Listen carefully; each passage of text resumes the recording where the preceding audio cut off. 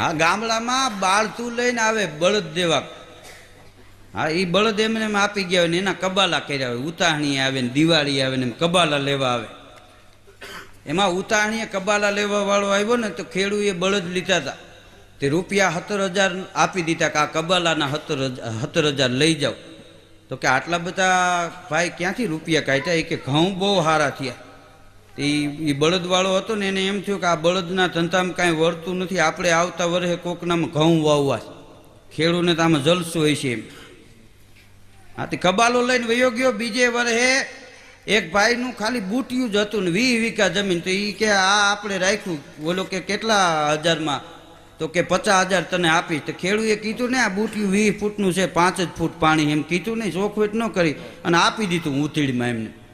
તે ઓલે ઘઉં વાવી દીધા ને પાઈ દીધા ને ત્યાં પાણી થઈ રહ્યું. તે ઘઉં પછી લંકાણા ને ફૂકાણા પછી